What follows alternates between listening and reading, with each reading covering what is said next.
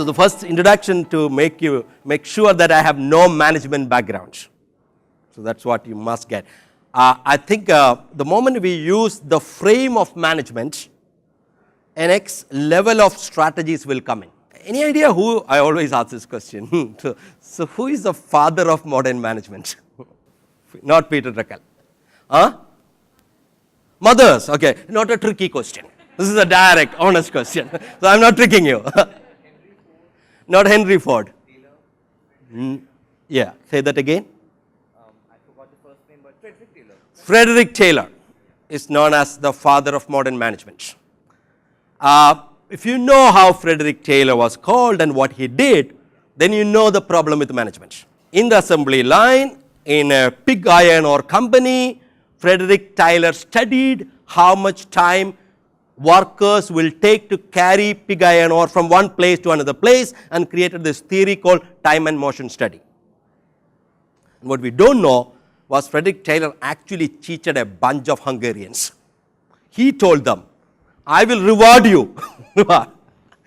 I will reward you and I will give you 30 days off now, but you have to show me how much work you can do today.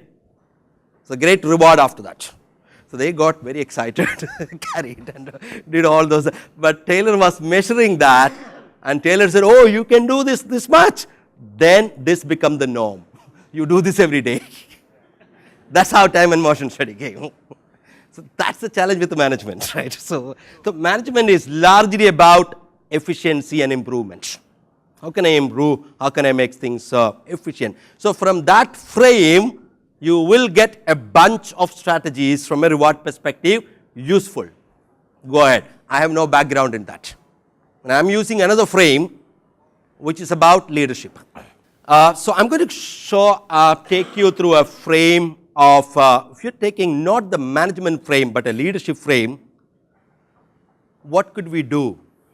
And to understand that, I'm going to throw one concept. You go to reflect on it.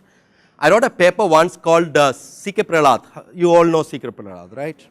So the paper was saying, what's the biggest theory he came up with? Yes, with one, but the one that made him popular is somewhere here. Yeah, fortune at the bottom of the pyramid. You know, see, I was a primary school teacher, so I can't help asking questions, right? So he came up with the fortune at the bottom of the pyramid when he was consulting Unilever, which came up with the strategies about how you can sell shampoos and other things for small sachets, 1 rupee, 2 rupees, so you can go and touch everybody. Now my paper talks about he made a grammar mistake because he said fortune at the bottom of the pyramid. He should have said fortune for the bottom of the pyramid. That would have changed the whole thing. Just think about it. If that word is changed, what will happen? If the concept was fortune for the bottom of the pyramid, the whole strategies would have been different. Because the moment you say fortune at the bottom of the pyramid, this is like a gold rush. People are creating business models to figure out what is the scalable thing I can do with the massive poor people in this country or wherever it is. Then the microfinance, that's a challenge with the microfinance, a lot of other organizations. But instead, if you change that and say fortune for the bottom of the pyramid, then I am creating a strategy about how could I do something that create fortune for those people in the process. My fortune is taken care. To me, that's a purposeful approach. So how do I shift organizations from just not to be best in the world, but best for the world? That subtle shift. That's where we went and studied purpose statements of organizations. Now I use the word purpose because there is a utter confusion around what is a vision statement and what is a mission statement. So I use the word, whatever is on the top, the broader, the bigger one, is a purpose. And Walt Disney say, to make people happy. That's a purpose statement, to make people happy. Or Nat Geo say, to celebrate what is right with the world, which is a purpose statement. And what comes next, according to me, is a mission where I say there are three things. It says who you are you serving, and why you, what's your differentiator. Now, when we studied, I found three kinds of this vision statement, purpose statement. One, and I was able to correlate that with the Maslow's hierarchy. So, one is like the case of Walt Disney, to make people happy, to create fortune for the bottom of the pyramid. The second set of vision statement you can reflect on your organizations, which is the next level, to be the most respected brand in the country, to be the most admired insurance company. The shift now, it's about me now. It's not about them anymore. I want to be more respected. I wanted to be the most admired. I want to be. So that's the second level we found. And the third level we found was, I want to be the number one. I wanted to be X crores. I wanted to be. So you can plot this in a Maslow's hierarchy. At the bottom, it's about me having more money, more territory, more number, more customers. At above, me being more respected, admired, known for, and at the top, me contributing something to the world. So that's the point number one, which I need to share. And check where is your purpose statement. The second interesting thing is this organization that we worked with, we realized most people have no clue what their vision or purpose is. But they know what I am supposed to do in the next month, next week, this quarter. And we learned something. Every organization, when they started to solve a human problem, which means there is a purpose. But as I grew up, when I had to borrow money, get the VCs on board, get people's salary, get the CEO, scale up the people, then we forgot why we started in the beginning. Then it's all about, so I have a mentor in the OD space called Marvin Weisbord. If you have ever done a little bit of an OD, there is something called the Weisbord model of diagnosis, which is a 6-block. The Weisbord told me, Santhosh, you can't do serious OD or transformation in organizations which are listed, because they will bother about quarterly results, which is a challenge.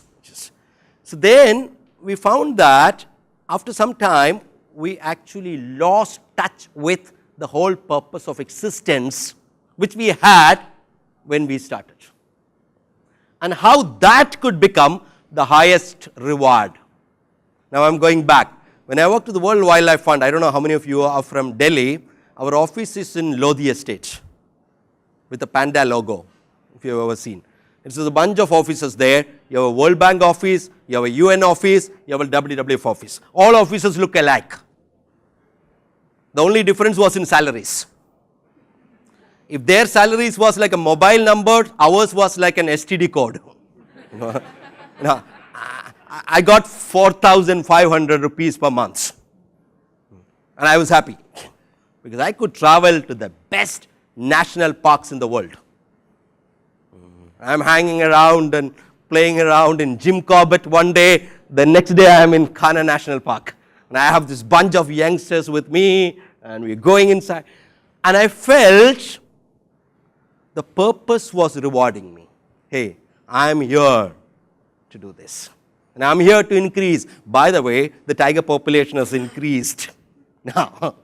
And I don't think I have done much in that. I think Viagra did that.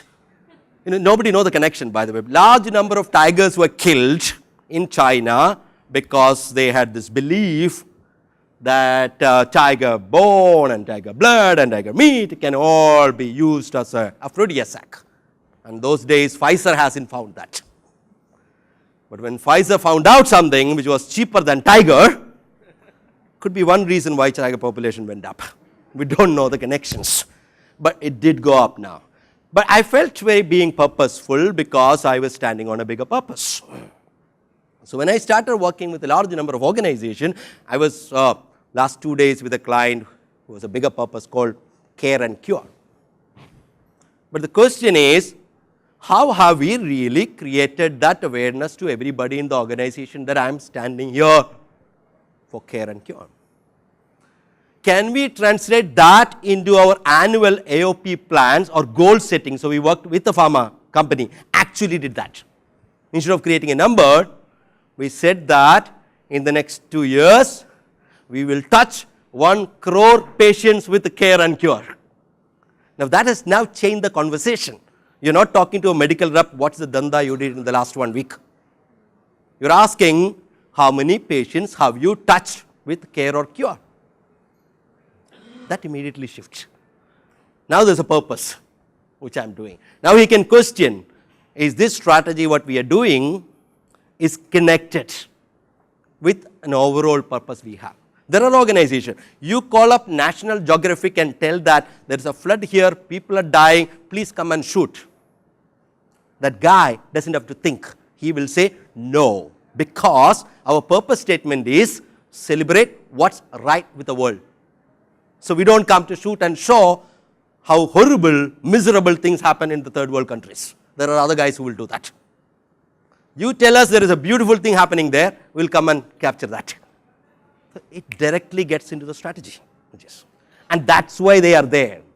That changes their whole look, the frame that they use to look at the world.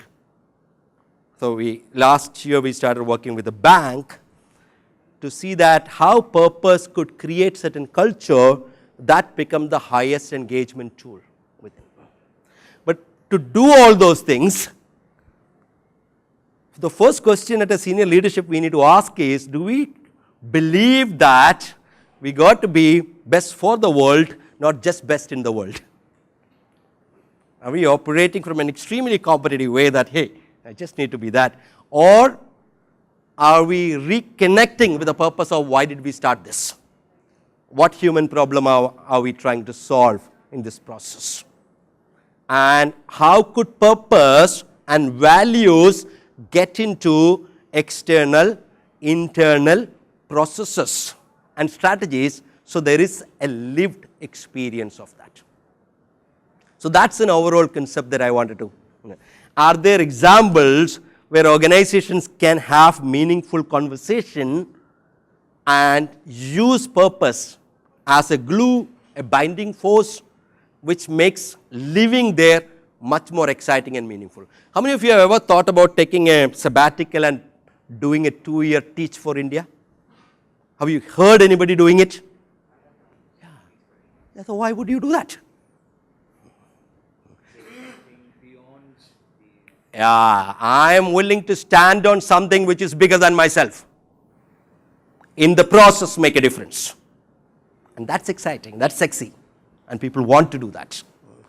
And can we really, and the fact is organizations do have it. You're doing it. But in the process, we forgot that. We're just busy. And I worked with the clients and we created a purpose, then changed into a goal. And the goal was to be 4.3 billion globally, and if you do that, we will become the 5th largest generic, blah, blah, blah, all those things. Then I went around to the country offices, and I used to do a session, I used to ask, hey, so what is it that you're trying to be in 3 years? They are completely forgot the big picture, but they knew what they are supposed to do the next quarter. Because somehow in organizations, it's so easier to lose focus of the whole big picture and get down and just keep talking about, which is a challenge with Frederick Taylor. Because at the end of the day, we are all, it came from management. It's all about, how do I focus and improve? How do I create efficiency? I always say that improvement is the enemy of innovation. I'm not saying that you don't have to improve. Because improvement is always from the past and innovation is from the future. To improve something, you got to know that I have this, so I am improving this. Innovation is all about creating a future possibility that never happened. So that's the definition that I use for leadership. That's a very simple definition. It's about creating a future possibility which is not the extension of the past. And if you're doing anything which is an extension of the past, that's an improvement. So can I create a future possibility? It's not mere extension of the past, and that possibility wouldn't be there if I don't take action right now. That becomes a leadership for me. Okay. So that's where I'll pause for a while, and I'm happy to collect or get some thoughts, reactions, questions, comments. Thank you. My name is Priyanka. There could be several ways of communicating a purpose with all the good sense that leaders have as well.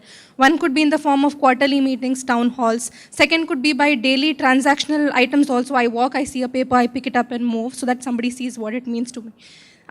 The other could be recognizing people publicly for the kind of culture codes that they demonstrate. What are those top three that you say would have maximum return on investment?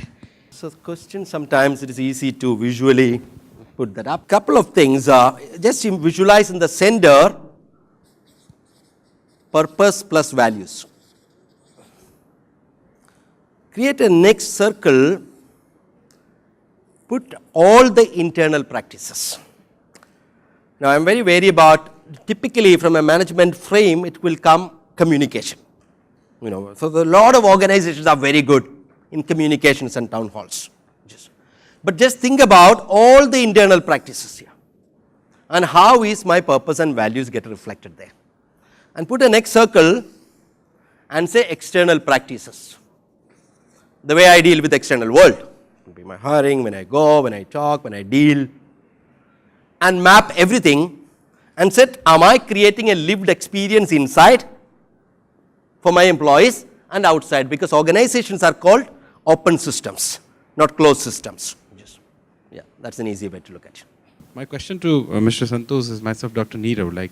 Would like to know your perception, how you can derive when we are talking about the change management or the transformation process. So it should be always from the top to down approach, or while getting the feedback from the bottom, and based on the feedback we can customize the areas and objectives for the transformation. So your views on that. So I am not a very good guy to give very intelligent sounding answers. Consultants do that mostly in change management. So there are multiple views. You can do top down, bottom up, all kind of things work. But I always say as a joke, there are only one person in this world who loves change. That's a wet baby. Nobody wants change, right? So you got to figure out in your system of what change you're bringing in, what's the best way to drive that change, whom you need to influence, who need to be driving it, how you need to be going about it. Yeah, I saw a 0. That seems my time is up, or the question time is up also. Yeah, so you could tweet or check. I think my details are there. Otherwise, I have an easy email ID. It's easy to remember. It's called hypnobaba@gmail.com. So you could mail me. I hypnotize people when I have free time. So that's a hobby and passion, which is great. Thank you so much.